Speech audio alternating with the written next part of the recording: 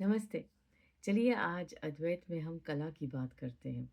अब ये माना जाता है कि कला, सृजन, कविताएँ, साहित्य, अ, संगीत, इनकी जो रचना होती है, ये उस निराकार की उस्तत में काफ़ी, आप कह सकते हैं कि निराकार की उस्तत में ये इनका इस्तेमाल होता है।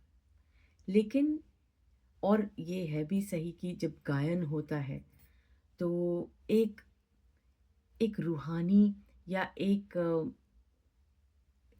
ऐसी, आप कह सकते हैं कि अवस्था में कई बार गाने वाला और सुनने वाला या कला करने वाला, चित्रकला करने वाला या कविता का लिखने वाला या साहित्य लिखने वाला पहुँच जाता है, जहाँ हम उसे बहुत ही डिवाइन या हम कहते हैं कि ये तो बहुत ही उसके करीब है।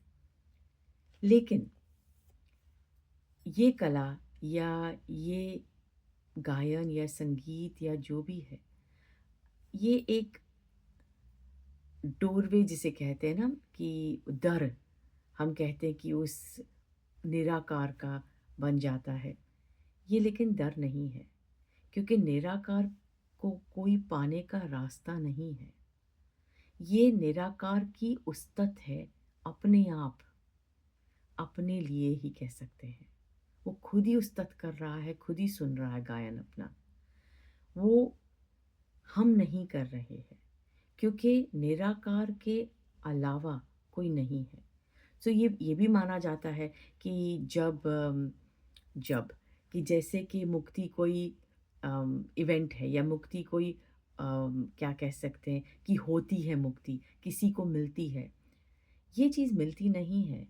मुक्ति या आप कह सकते हैं निराकार कोई प्राप्त नहीं कर सकता, कोई बन नहीं सकता, कोई उसमें विलीन नहीं हो सकता, कोई उसमें कोई उसमें से कोई उसके साथ एक नहीं हो सकता, क्योंकि निराकार ही है जो आकार में प्रतीत हो रहा है। कोई उससे भिन्न नहीं है जो उसे पा लेगा, जो उसे समझ लेगा, जिसे ज्ञान हो जाएगा निराकार का, या जो कोई उसमें विलीन होने का भी मतलब है कि वो नहीं रहेगा, सिर्फ़ निराकार ही रहेगा। पर वैसे भी निराकार ही है।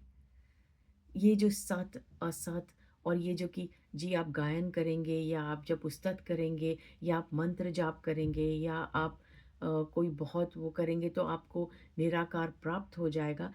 ये सब द्वैत की कहानियाँ हैं। ये तो द्वैत का स्वप्न है। निराकार को प्राप्त नहीं किया जा सकता। वो जैसे कि आप कहते हैं ना कि जैसे फूल खिलता है, ब्लॉसम करता है, वैसे ही गायन होता है, वैसे ही अम कविताएँ होती, वैसे ही साहित्य है, वैसे ही चित्रकला है, पर वो एक माध्यम नहीं है उस निराकार को पाने के लिए, क्योंकि ये कोई जर्नी नहीं है। ये अ, कोई जैसे जर्नी कह सकते हैं कि ये नहीं है कि आपको तीर्थ यात्रा करनी है निराकार की तरफ। अब आप निराकार से बहुत दूर हैं और अब अगर आप यात्रा करेंगे, उसकी उस्तत करेंगे, आप जाप करेंगे, आप पूजा-पाठ करेंगे, आप बहुत ही कहीं जाएँगे, क्या उसको कहते हैं, तीर्थों में, तो आपको मिल जाएगा, या आप कला में अपने आप को ज़ाहिर करेंगे तो आपको मिल जाएगा, क्रिएटिव बनेंगे तो। ये सब द्वैत की कहानियाँ हैं। हर रूप जिसे कह सकते हैं, हर आकार उसी का ब्लॉसमिंग है, निराकार की ही ब्लॉसमिंग है। वो निराकार ही है जो उसमें प्रतीत हो रहा है, जो अपने आप को उस रूप में व्यक्त कर रहा है। It's expressing itself in that. तो ये बहुत अच्छी चीज़ें हैं। ये नहीं है कि, बट ये कोई भी चीज़, ना साइंस ना अ, कोई भी चीज़ आपको निराकार के करीब नहीं कर सकती, क्योंकि आप नहीं हैं। निराकार ही हर रूप में प्रतीत हो रहा है।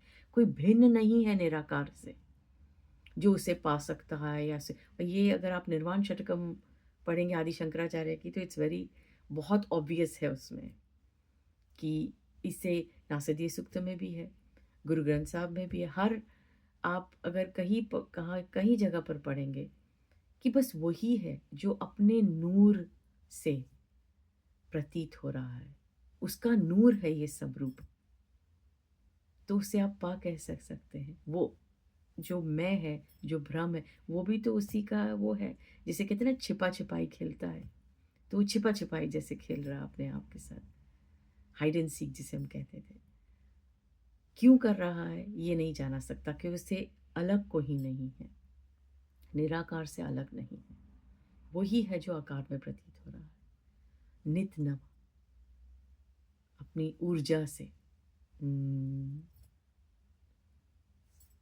नमस्ते, थैंक यू, शुक्रिया।